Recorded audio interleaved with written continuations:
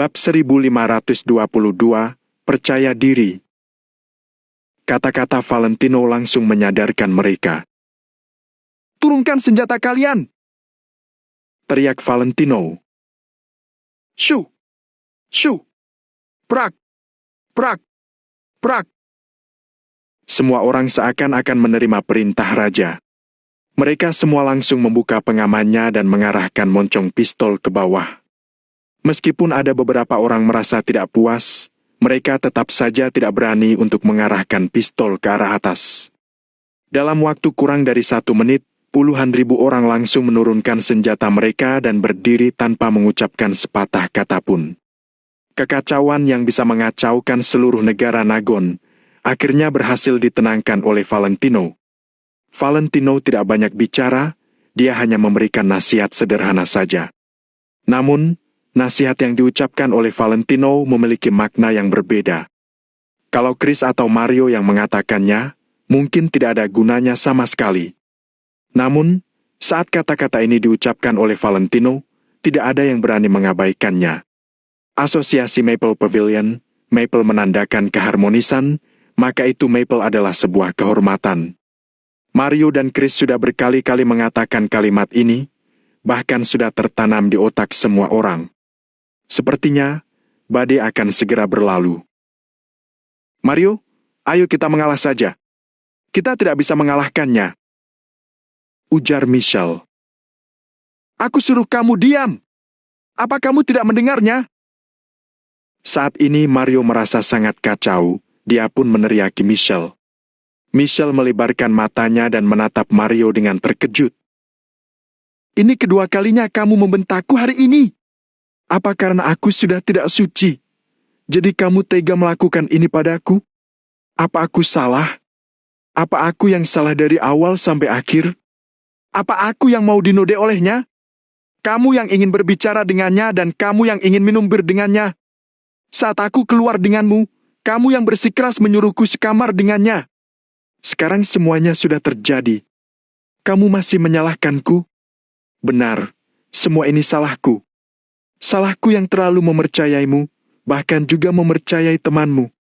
Kalau memang kamu menyalahkanku, biarkan aku yang menanggung semua ini."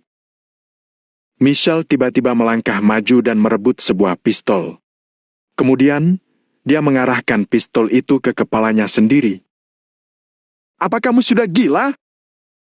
Awalnya, Mario memang sudah merasa bersalah. Ditambah dengan kata-kata Michelle, kini dia merasa semakin bersalah. Mario buru-buru memeluk Michelle dan meraih pistolnya. "Aku yang salah. Biarkan aku saja yang menanggung semua ini. Aku salah." Michelle seperti berubah menjadi orang yang berbeda. Dia tidak lagi pendiam dan anggun seperti dulu, tapi sekarang dia sangat kasar. Di kondisi seperti ini, Michelle sudah tidak punya pilihan untuk kembali lagi. Dia hanya bisa berusaha keras untuk menyelesaikan misi. Namun, saat ini Mario tidak melakukan apapun lagi, dia hanya memeluk Michelle tanpa bersuara. Valentino melirik Mario dan Michelle, kemudian melihat ke arah kerumunan. "Kalian butuh penjelasan? Baik, aku akan memberikan penjelasan.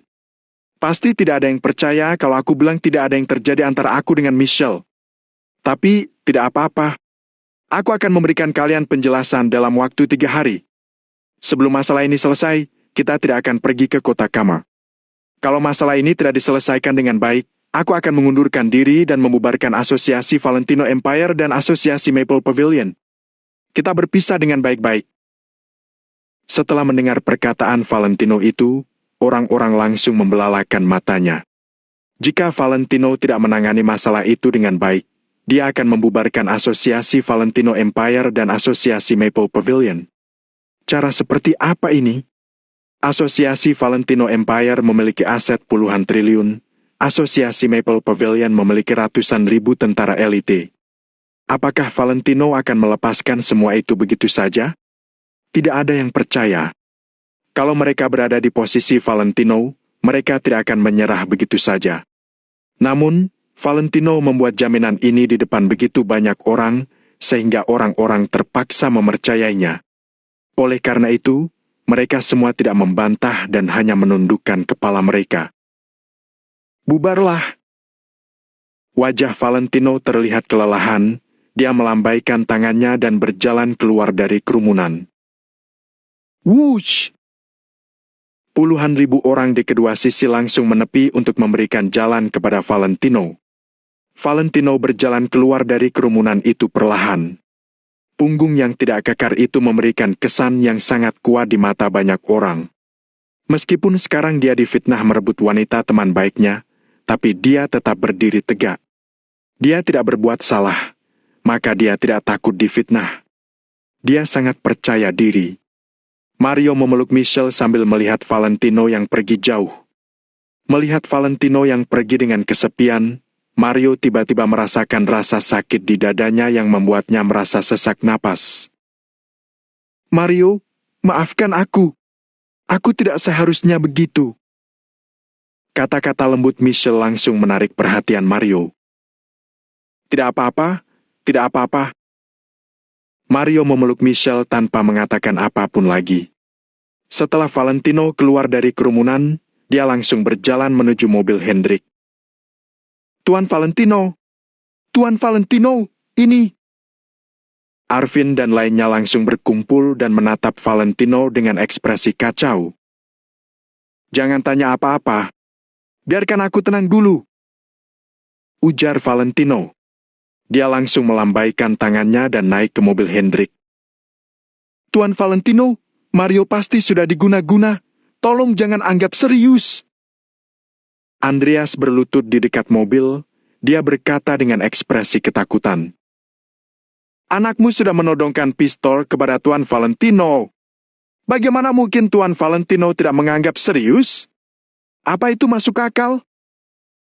ujar seorang anggota asosiasi Valentino Empire. "Benar. Semua bisa dibicarakan baik-baik. Kenapa harus menggunakan senjata? Kenapa? Ingin menjadi pengkhianat? Meski Tuan Valentino membuat kesalahan besar, Mario tidak seharusnya mengarahkan pistol ke Tuan Valentino. Andreas, anakmu biasanya sangat pintar. Kenapa dia bisa melakukan hal seperti ini?" Dalam sekejap, belasan anggota asosiasi Valentino Empire tidak berhenti menyalahkan Andreas.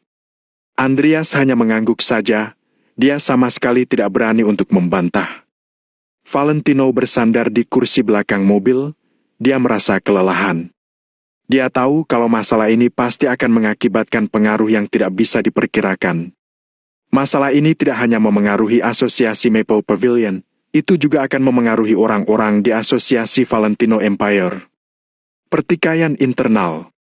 Pertikaian internal pasti akan terjadi. Sama seperti kondisi sekarang, Andreas jelas telah menjadi musuh di depan semua orang. Dalam keadaan seperti itu, bagaimana mungkin Andreas bisa tetap tenang? Situasi mungkin akan menjadi lebih serius. "Kalian semua, jangan khawatirkan hal-hal ini. Aku akan mengurusnya. Selama aku mengurusnya, semuanya tetap berjalan seperti sebelumnya.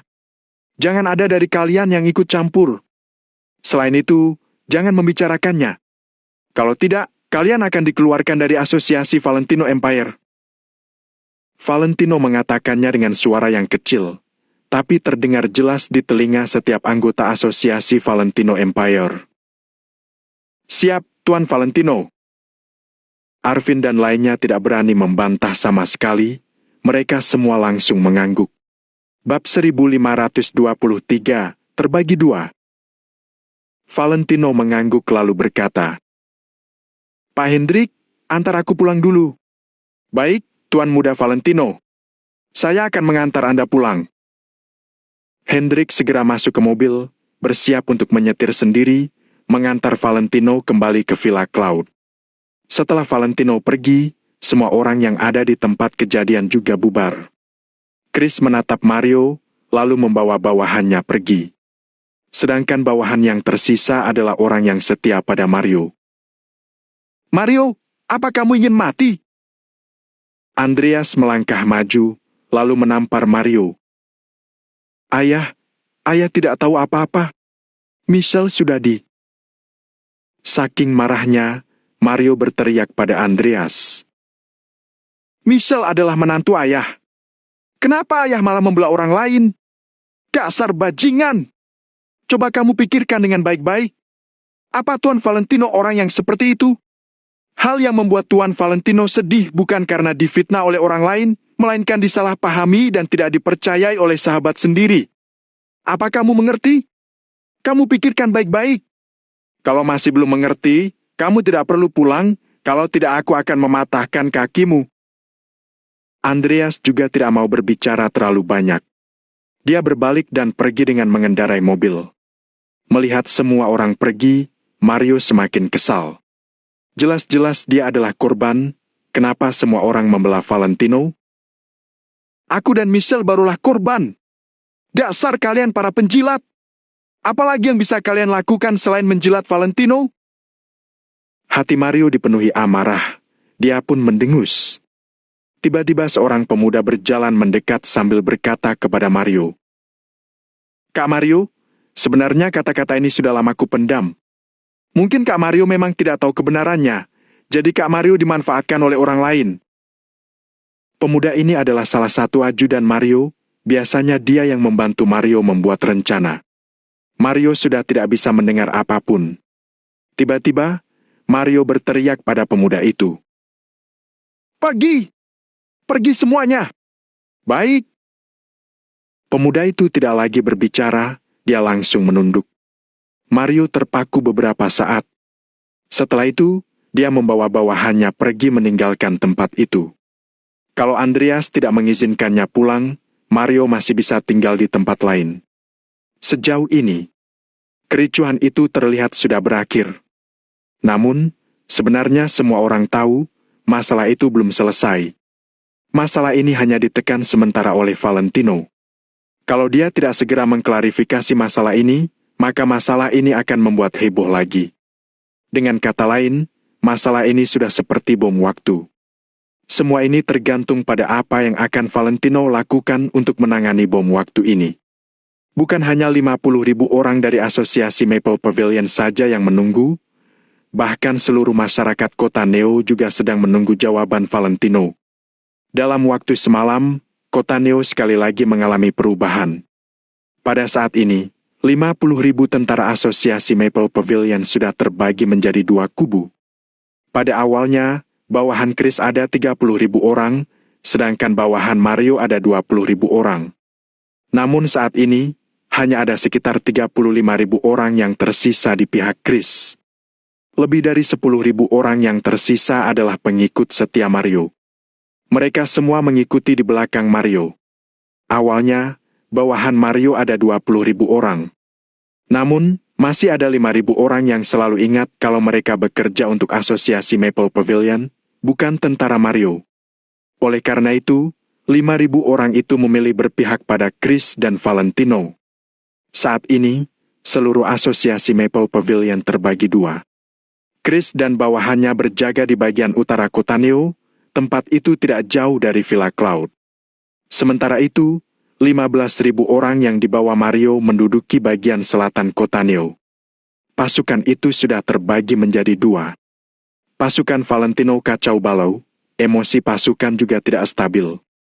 Dengan kondisi ini, mereka tidak akan bisa menaklukkan keluarga Wijaya Kota Kama. Masalahnya adalah, Valentino sebagai sosok yang berada di piramida tertinggi kota Neo ini, sekali lagi menjadi terkenal di kota Neo serta di beberapa kota tetangga. Namun kali ini, dia terkenal dengan reputasi buruk. Semua orang menyebar gosip Valentino yang merebut kekasih Mario, juga menggunakan kekuasaannya untuk menindas Mario. Setelah diceritakan dari mulut ke mulut, alur cerita pun berubah. Pada akhirnya, semua orang di kota Neo tahu kalau Valentino adalah seorang bajingan yang menodai kekasih sahabatnya. Sedangkan Mario adalah seorang pengecut yang tidak berani membalas dendam untuk kekasih sendiri. Dia malah takut pada Valentino. Jadi, situasi saat ini adalah Valentino menggunakan kekuasaannya untuk melecehkan kekasih sahabatnya. Sedangkan Mario juga dinobatkan sebagai Raja Pecundang. Apakah ada orang yang sengaja mendorong sehingga masalah ini menjadi opini publik seperti ini? Namun, tidak peduli apa yang terjadi, sekarang masalah ini terus berkembang, sama sekali sudah tidak bisa ditekan. Valentino tidak hanya harus memikirkan cara untuk membereskan masalah ini, dia juga harus menerima tudingan publik padanya. Mau sesulit apapun itu, dia harus menghadapi masalah ini. Dalam perjalanan kembali ke Gunung Cloud, di sepanjang jalan, Valentino tidak berbicara. Hendrik juga diam. Tuan Muda Valentino, apa sebenarnya yang sudah terjadi? Tanya Hendrik. Mulut Valentino bergerak-gerak, tadinya dia tidak mau banyak bicara. Namun, kalau dia tidak bercerita pada Hendrik, dia tidak tahu harus bercerita kepada siapa lagi. Michel terlalu licik. Dia merencanakan semua hal dengan sempurna. Aku tidak bisa mencegahnya. Hei. Valentino tersenyum masam. Saat ini, dia sudah tahu kapan Michel memberinya obat bius.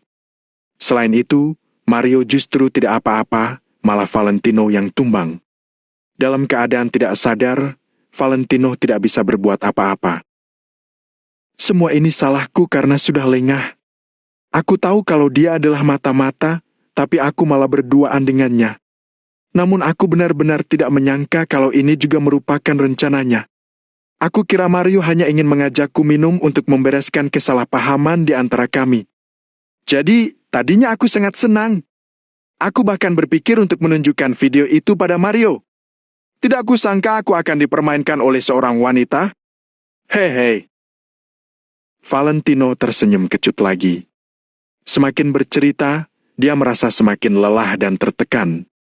Hendrik menghela napas, lalu menghibur Valentino dengan berkata, Tuan Muda Valentino, bahkan dewa pun ada waktunya bertindak ceroboh. Apalagi Anda bukanlah dewa. Jangan menyalahkan diri Anda seperti itu. Valentino terdiam beberapa saat, kemudian mengangkat kepala sambil berkata, Benar juga, aku bukan dewa. Setelah mengatakan itu, Valentino mengepalkan tangannya perlahan, saat ini perasaannya campur aduk. Bahkan, dia merasakan lelah secara mental. Karena dirinya bukan dewa, dia tidak bisa memprediksi apa yang akan terjadi, juga tidak bisa mencegah semuanya. Mungkin inilah yang disebut kehidupan nyata. Tuan Muda Valentino, Michel tidak mungkin bisa melakukan hal ini tanpa bantuan dari keluarga Wijaya. Semua orang di perkumpulan tetua sangat cerdik dan berpengalaman. Sekarang kita akan menyerang ke selatan. Tentu saja mereka harus mengerahkan segala cara untuk mencegah Anda menyerang kota Kamo.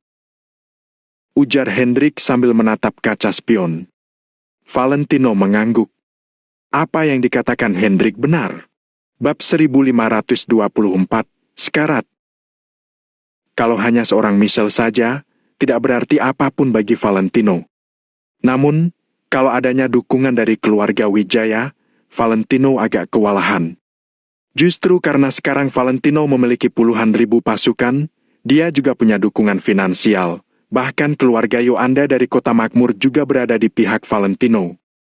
Jadi, begitu Valentino berangkat, dia pasti bisa menaklukkan kota Kama tanpa halangan.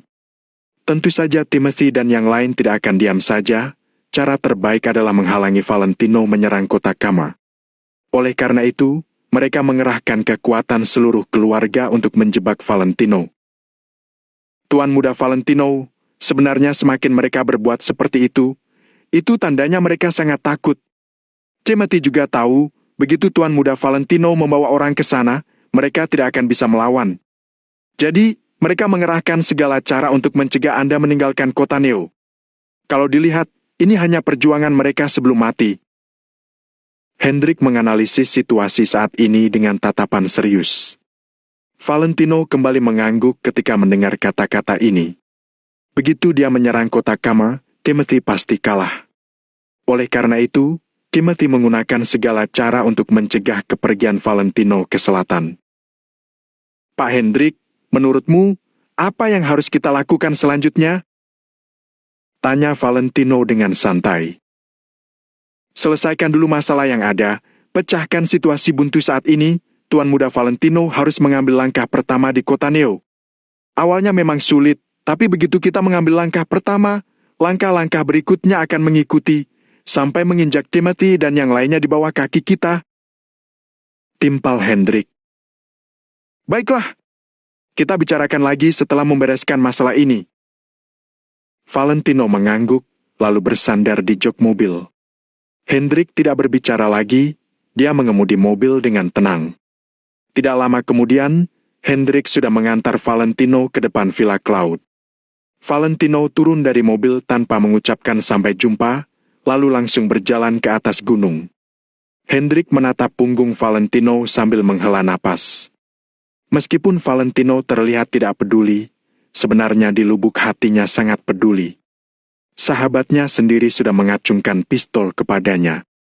Asosiasi Maple Pavilion yang tadinya bersatu teguh, saat ini sudah terbagi dua.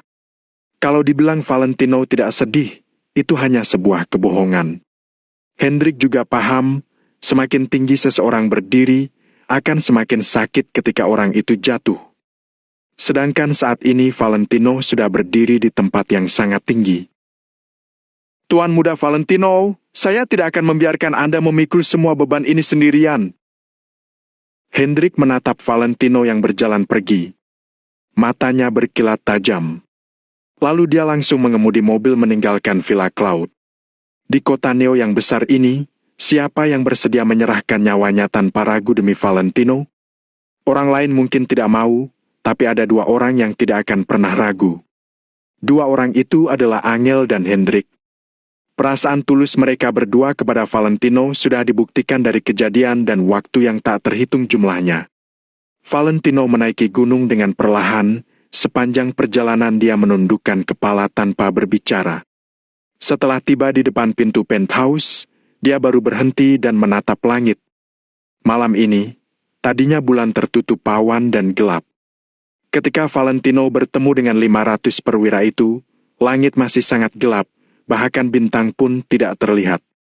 Namun sekarang, satu demi satu bintang mulai bermunculan. Tidak hanya itu, bulan sabit juga menggantung di langit. Bulan sabit itu menerangi bumi, menerangi seluruh kota Neo. Valentino berhenti sejenak, dia mendongak untuk melihat bulan sabit yang terang itu. Valentino tersenyum kecut sambil berkata pada bulan itu, "Kamu bisa menerangi semua sudut yang gelap. Tapi kenapa kamu tidak bisa menerangi hati manusia?" Valentino menatap bulan sabit itu dalam diam. Beberapa menit kemudian, Valentino baru menarik kembali pandangannya. Dia masih tidak bersemangat. Dia menyeka mulutnya yang masih terasa sakit. Pukulan Mario benar-benar kuat. Valentino mengusap pipinya, membiarkan rasa sakit menyebar sehingga dirinya bisa sedikit sadar. Kemudian, dia tersenyum dan berjalan ke arah penthouse.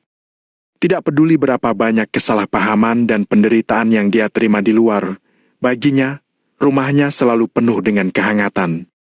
Valentino menyukai tempat ini. Dia juga menghargai kehangatan yang didapatnya dengan susah payah ini. Dia seperti sebuah kapal besar yang terus-menerus berlayar menuju targetnya di lautan luas. Kapalnya diterjang badai dan hujan. Sedangkan di Villa Cloud, di sisi Angel dan beberapa orang lainnya adalah pelabuhan tempat Valentino bisa berlabuh untuk sementara. Mungkin bukan perhentian sementara, tempat ini adalah pelabuhan di mana dia bisa berlabuh selama mungkin. Shrek! Valentino mendorong pintu dan masuk. Setelah berjalan melewati halaman, dia langsung masuk ke ruang tamu. Saat pintu ruang tamu terbuka, Valentino terpaku. Dia melihat Angel, Jenny, Caroline, serta Dea sedang duduk di ruang tamu. Melihat Valentino pulang, 4 pasang mata itu menoleh serempak. Saat ini, sudah hampir tengah malam. Biasanya, mereka pasti sudah tidur. Mereka tidak tidur karena sedang menunggu Valentino. Saat ini, Valentino bagaikan serigala kesepian yang terluka, setelah disakiti di luar, dia tidak berani mengatakannya. Jadi dia berdiri di depan pintu dengan bingung. "Valentino!" Angel adalah orang pertama yang berdiri dan memanggil Valentino. "Kakak ipar, Kak Tommy, Tuan Muda Tommy." Setelah itu, Jenny dan yang lain juga beranjak mendekati Valentino. Angel berjalan di depan, sedangkan Jenny dan yang lain mengikuti di belakangnya. "Kalian, kenapa kalian masih belum tidur?" Valentino tersenyum paksa sambil menggosok pipinya. Kami sedang menunggumu. Angel mengulurkan tangan untuk mengusap sudut bibir Valentino. Satu kalimat yang lembut itu membuat kehangatan menyelimuti hati Valentino. Bahkan, membuatnya hampir menangis. Untuk apa kalian menungguku? Aku pergi mengurus beberapa hal. Itu, ada orang asosiasi Maple Pavilion yang tidak suka padaku. Jadi aku pun berkelahi dengan mereka. Satu orang melawan ratusan orang. Akhirnya mereka semua aku hajar sampai babak belur. Benar-benar tidak ada yang bisa berkelahi. Valentino tersenyum. Dia mengganti sepatu dengan sandal rumah, lalu melewati Angel dan yang lain untuk menuju ruang tamu. Sebelum Angel dan yang lain berbicara, Valentino sibuk menjelaskan. Kalian lihat bekas luka ini? Itu hal yang normal. Namanya juga berkelahi, apalagi aku harus melawan ratusan orang sendirian. Biasanya Caroline akan melompat kegirangan dan mengacungkan jempol pada Valentino, sambil mengatakan Kak Tommy memang paling hebat. Namun, hari ini dia tidak berbuat seperti itu. Langkah kaki Valentino berhenti, lalu berbalik menatap semua orang. Dia berbicara sambil tersenyum. Kenapa? Kalian tidak percaya? Kalau tidak percaya, besok aku akan... Sebelum Valentino berbicara, Angel berkata, Valentino, tidak perlu kamu lanjutkan lagi. Kami sudah tahu semua. Satu kalimat itu langsung membuat Valentino terdiam. Valentino mengusap pipinya dengan canggung, lalu berbalik tanpa mengucapkan sepatah kata pun. Bab 1525, Satu Keluarga. Ya sudah, kalau memang tahu, tidak masalah. Kata Valentino. Dia semakin jengkel. Sekalipun Angel dan yang lainnya sudah tahu, Valentino merasa kemungkinan mereka akan menyalahkan dirinya. Berhenti! Teriak Angel. Biarkan aku menenangkan diri. Setelah selesai istirahat, aku akan menjelaskan pada kalian. Valentino berpikir bahwa Angel dan yang lainnya ingin menyuruhnya memberikan penjelasan pada mereka.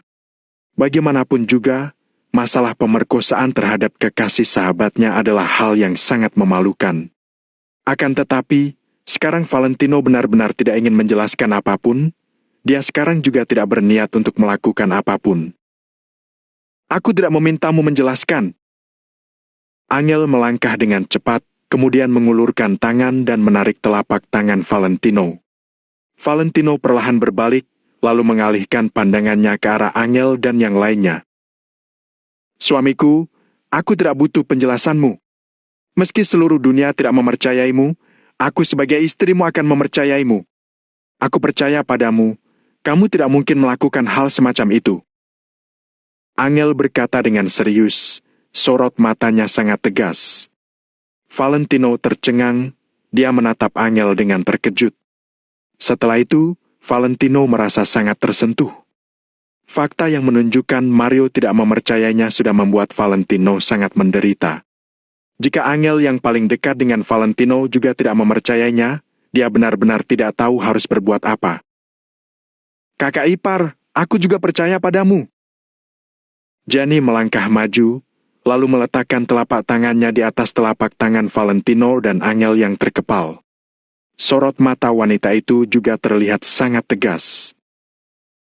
Bahkan, sekalipun jutaan orang di kota Neo tidak mempercayai Kak Tommy, aku juga bersedia mempercayaimu. Caroline juga melangkah maju, dia mengulurkan tangan kecilnya yang lembut, lalu merangkul mereka bertiga. Tuan muda Tommy, saya juga melihat Anda tumbuh dewasa. Saya tahu seperti apa karakter Anda, jadi saya percaya pada Anda. Dia tidak melangkah maju, tapi dia juga mengungkapkan sikapnya. Suamiku, kita adalah satu keluarga. Sekalipun orang lain tidak mempercayaimu, kami percaya padamu.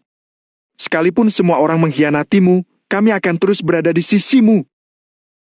Angel mengulurkan telapak tangan yang satunya, lalu menutupinya lagi. Kita adalah satu keluarga. Gianni dan Caroline juga mengulurkan tangan mereka sembari menatap Valentino dengan mata lebar. Telapak tangan dan tatapan mata ini seperti memberi Valentino kekuatan yang sangat besar. Valentino terdiam, penglihatannya menjadi kabur.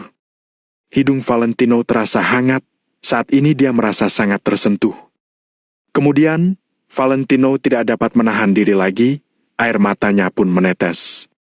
Sekalipun menghadapi fitnah Michelle, menghadapi pemutusan hubungan dengan Mario atau menghadapi kesalahpahaman dan tuduhan banyak orang, Valentino sama sekali tidak meneteskan air mata. Akan tetapi, saat ini, Valentino sama sekali tidak bisa menahan air matanya. Biar saja terlihat rapuh dan lemah. Saat ini, Valentino benar-benar tersentuh. Dia sama sekali tidak bisa menahan emosinya. Sret!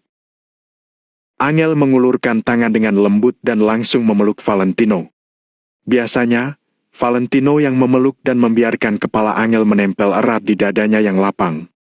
Hari ini, Angel memeluk Valentino seperti seorang kakak perempuan yang lembut dan pengertian. Angel membiarkan wajah Valentino menempel di dadanya. Menangislah, lampiaskan saja. Aku tahu kamu sedih. Angel tidak melarang Valentino untuk menangis, melainkan menepuk punggung Valentino dan membiarkannya melampiaskan emosi sepuasnya. Perasaan Dhea dan yang lainnya campur aduk. Di mata orang lain, Valentino selalu melambangkan kekuatan. Sumber keuangan yang kuat, kekuatan tempur yang kuat, kekayaan yang tidak terhitung jumlahnya, serta diikuti oleh begitu banyak prajurit yang setia. Valentino berdiri di puncak yang hanya bisa dipandang oleh banyak orang. Meskipun begitu, Valentino bukanlah dewa. Valentino juga memiliki keinginan duniawi, dia hanyalah orang biasa. Hanya saja, banyak orang yang menganggap Valentino sebagai dewa, jadi mereka merasa bahwa dia harus selalu kuat dan tidak boleh membuat kesalahan. Akan tetapi, Angel dan yang lainnya tidak akan berpikir demikian. Tidak peduli seberapa kuatnya Valentino, di mata mereka, dia hanyalah manusia biasa. Jadi, ketika Valentino sedang lemah, mereka tidak akan menertawakannya. Mereka semua berdiri di sekitar Valentino dengan penuh pengertian. Aku baik-baik saja, aku sungguh baik-baik saja. Valentino diam di pelukan Angel selama beberapa saat, kemudian dia berdiri dan tersenyum lembut pada semua orang. Valentino merasa sangat bersyukur di dalam hatinya. Teman mudah dicari, tapi orang yang pengertian sulit ditemui. Bisa bertemu dengan orang yang pengertian adalah sebuah anugerah terindah. Saat ini, Angel dan yang lainnya sangat memahami Valentino. Mereka tidak banyak bertanya, mereka cukup menjaga kepercayaan pada Valentino. Siapapun pasti akan sangat terharu dengan pengertian dan kepedulian ini. Kakak ipar, kami tidak akan bertanya apapun atau menghiburmu. Kami tahu kamu lelah, kamu dan Kak Angel istirahat dulu saja. Kapanpun kamu membutuhkan kami selalu ada. Kata Jenny sambil menepuk-nepuk dadanya seperti seorang wanita tangguh. Ya, Kak Tommy, kami akan selalu ada di sisimu. Caroline juga membusungkan dadanya. Valentino baru menyadari, Caroline yang manja ini sudah dewasa. Saya tidak punya keahlian apapun, tapi selama kalian tidak keberatan, saya akan ikut dengan kalian. Ucap Dhea sambil tersenyum.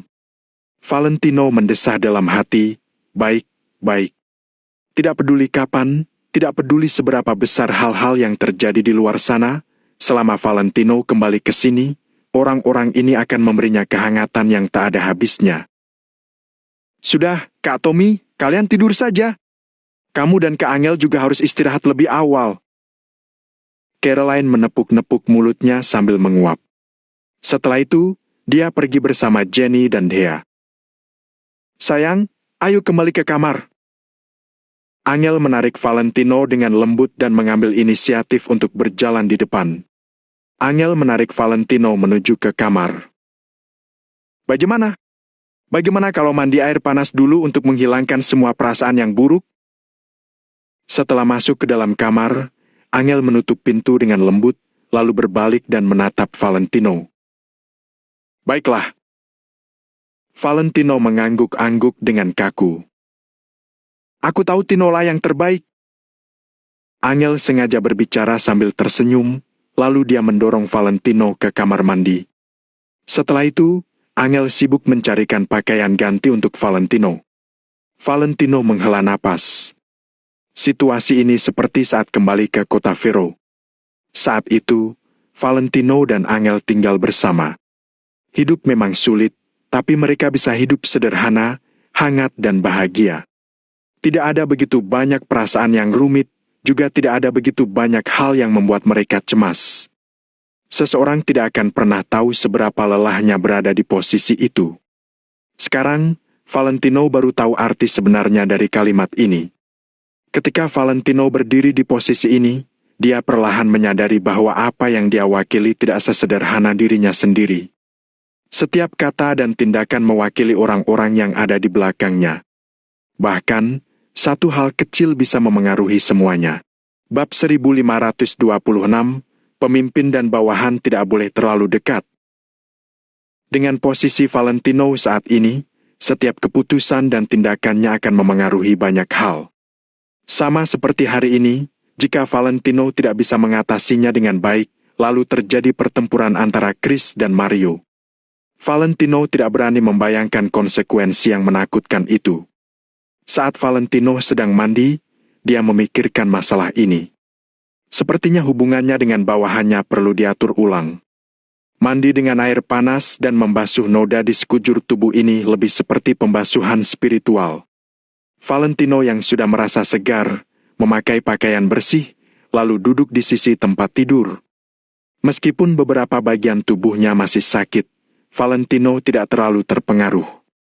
Angel mencari kotak obat dengan perutnya yang semakin besar.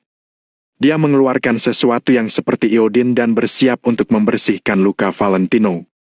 Valentino tidak menolak. Dia tidak ingin menolak kebaikan Angel, jadi dia membiarkan Angel membersihkan lukanya. Mario ini menyerang tanpa berpikir sama sekali. Awalnya Angel tidak ingin mengatakan hal ini kepada Valentino. Tetapi saat dia melihat luka di bagian wajah dan tubuh Valentino, dia tidak bisa menahan diri untuk tidak mengomel. Bagaimanapun juga, Valentino adalah suaminya. Jika bukan dia, siapa lagi yang akan merasa sakit hati untuk pria ini? Tidak apa-apa, yang sudah berlalu biarlah berlalu. Aku sudah memberitahu dia, ketika dia memukulku, aku tidak akan melawan. Aku hanya berharap suatu hari nanti, dia tidak akan menyesalinya. Serahkan semuanya pada waktu. Waktu adalah penguji terbaik. Semuanya akan diperjelas oleh waktu. Valentino menggelengkan kepalanya tanpa daya. Rasa sakit hatinya jauh lebih parah dari rasa sakit yang disebabkan oleh iodin pada lukanya.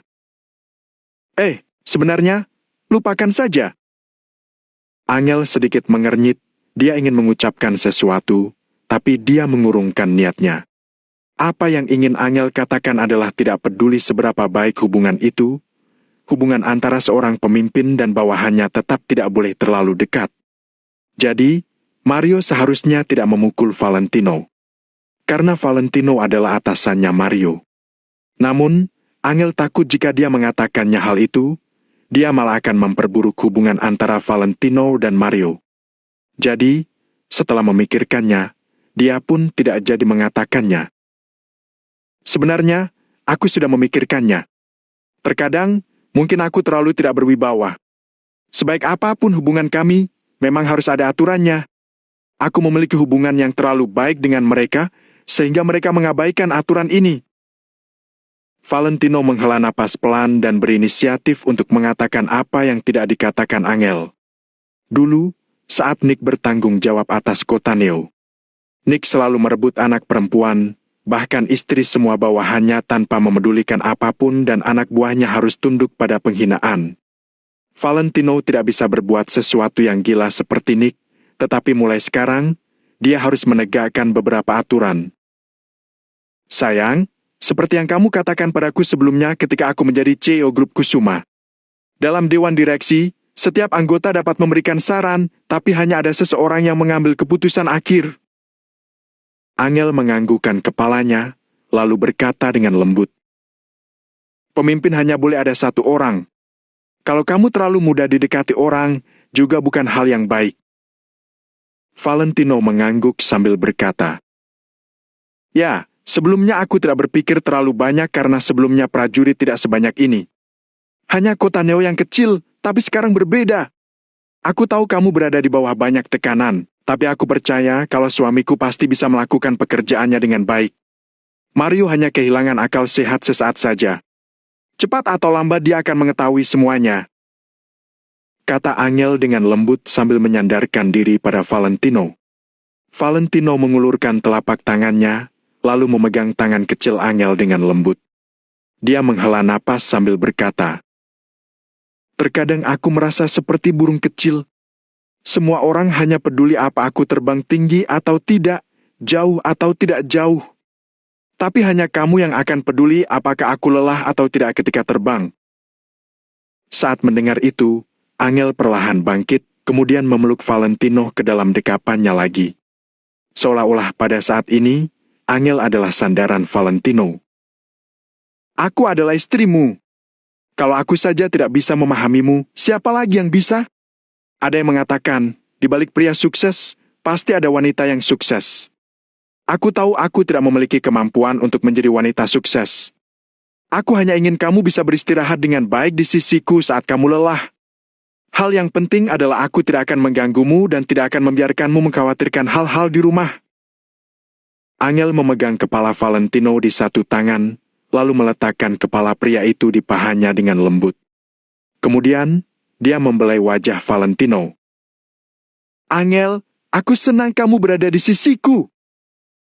Valentino menekan satu sisi wajahnya ke arah Angel sambil berkata dari lubuk hatinya, "Tidak masalah. Istirahatlah dengan baik, tidur dan jangan memikirkan hal lainnya." Angel meregangkan tangannya, lalu memijat kepala Valentino dengan lembut. Valentino menikmati sentuhan Angel sementara pikirannya memikirkan hal-hal lain di luar. Semua hal yang dilakukan Michelle ini pasti rencana Timothy dan yang lainnya. Jika hanya Michelle saja, Valentino tidak akan terlalu memikirkannya. Namun, anggota keluarga cabang dari keluarga Wijaya yang berada di belakang Michelle adalah pihak yang paling menakutkan. 3 idiot akan bisa mengalahkan seorang genius. Meskipun Timothy bukan orang yang berpikir panjang, ada banyak keluarga cabang di keluarga Wijaya. Selain itu, juga masih perkumpulan tetua, mereka pasti juga akan membantu dan memberi saran pada Timothy. Oleh karena itu, Valentino tidak hanya menghadapi Michelle seorang. Valentino juga akan menghadapi semua orang di seluruh keluarga cabang keluarga Wijaya. Jadi, tidak heran kali ini Valentino kalah. Harus diakui, Timothy dan orang-orang itu memang memukul tepat pada sasaran dan langsung memukul telak Valentino. Trik adu domba membuat Valentino kewalahan. Karena selama Valentino dan Mario melawan satu sama lain, asosiasi Maple Pavilion pasti akan muncul situasi perpecahan semacam ini. Mungkin Timothy berpikir bahwa akan lebih baik jika Mario membunuh Valentino secara langsung. Sayangnya, Timothy meremehkan hubungan Valentino dan Mario. Jika orang yang menyentuh kekasihnya adalah orang lain, Mario pasti akan membunuhnya. Namun, di hadapan Valentino, bahkan jika Mario marah dan kehilangan akal sehatnya, dia tidak akan benar-benar menembak Valentino. Akan tetapi, bahkan jika Mario tidak membunuh Valentino di tempat, dia sudah membawa pergi hampir 20.000 orang. Saat ini, kekuatan Valentino jadi berkurang jauh. Jika dia terus memindahkan orang dari segitiga emas, itu akan memakan waktu. Hal yang terpenting adalah Mario dan orang-orang ini adalah bom waktu untuknya. Hari ini, Valentino hanya mengandalkan posisinya untuk sementara menekan kedua belah pihak. Bagaimana dengan setelahnya? Selama Michelle terus di samping Mario dan memengaruhinya, Mario tidak akan pernah menyadari kebenarannya. Sedangkan Valentino juga perlahan-lahan tidak bisa lagi menekan orang-orang itu. Pada saat itu, jangankan berangkat ke kota Kama, apakah mereka bisa menjaga asosiasi Maple Pavilion saja merupakan sebuah pertanyaan besar. Kalau kita benar-benar saling membunuh di tempat ini, Timothy pasti akan sangat senang, cibir Valentino dalam hati. Saat ini, hal yang terpenting adalah menyelesaikan masalah Michelle. Jadi, Valentino tidak punya waktu lagi untuk berbicara dengan Angel, Otaknya berputar dengan cepat. Masalah antara Valentino dan Mario malam ini terus memanas, membesar, bahkan menyebar di kota Neo. Bab 1527, hal buruk tersebar jauh. Tak terhitung banyaknya orang yang membicarakan masalah ini setelah makan malam maupun ketika bertemu teman-teman di bar. Hal-hal baik tidak akan tersebar, tapi hal-hal buruk akan tersebar jauh. Masalah Valentino merebut kekasih sahabatnya dan mengkhianati sahabatnya telah benar-benar tersebar di seluruh kota Neo. Sebaliknya, Asosiasi Valentino Empire dan Asosiasi Maple Pavilion merupakan kedua pihak yang terlibat, tidak mengucapkan sepatah kata pun dan tetap berada di tempat mereka yang seharusnya. Valentino sudah memberi perintah, jadi setidaknya para bawahannya tidak lagi berani untuk berdiskusi ataupun berkomentar. Bahkan tidak ada yang berani ikut campur. Saat ini, distrik selatan kota Neo. Mario telah membawa lebih dari 10.000 anak buahnya untuk tinggal di sini. Kebetulan dia punya rumah di sini, jadi dia bisa mengajak Michelle untuk tinggal bersama. Sementara itu, anak buahnya sedang mencari rumah untuk ditinggali. Jika mereka tidak bisa membelinya, untuk sementara mereka akan membangun rumah sederhana dan harus berpuas diri dengan itu. Sementara itu, 30-an ribu bawahan Chris berada di distrik utara kota Neo. Kedua belah pihak berada di tempat yang berjauhan. Siapapun bisa tahu, kedua belah pihak benar-benar sudah bermusuhan. Mario mengantar Michelle ke kamarnya terlebih dahulu, lalu keluar sendirian dan menemui beberapa wakilnya. Di dalam ruangan, Mario duduk di kursi, sedangkan sekitar 6 ajudan dan ketua kelompok kecil duduk di sampingnya.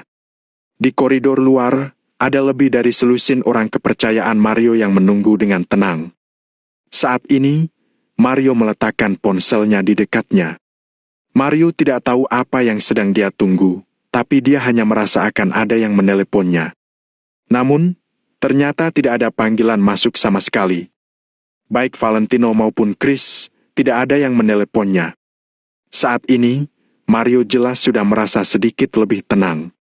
Meskipun dia masih sangat marah dan wajahnya masih terlihat masam, dia sudah jauh lebih baik dibandingkan dengan sebelumnya. Tiba-tiba, seorang ajudan bertanya, "Kak Mario, kenapa kamu tidak duduk di kursi utama?" Bisa dibilang, kursi yang diduduki oleh Mario saat ini adalah kursi nomor 2 dan kursi utama masih kosong. Dulu, ini adalah hal yang normal.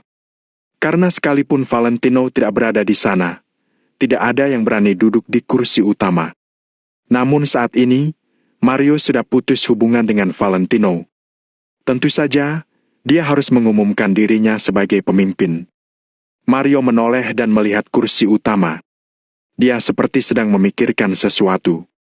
Setelah beberapa saat, Mario melambaikan tangannya dan berkata, "Lupakan saja. Aku merasa nyaman duduk di kursi ini. Aku sudah terbiasa." Beberapa orang itu saling memandang, mereka tidak berbicara lagi. Mario terdiam sejenak, kemudian bertanya, "Aku ingin tahu bagaimana kalian bisa mendapatkan berita itu? Siapa yang memberitahu kalian kalau terjadi sesuatu padaku di Hotel Ampor?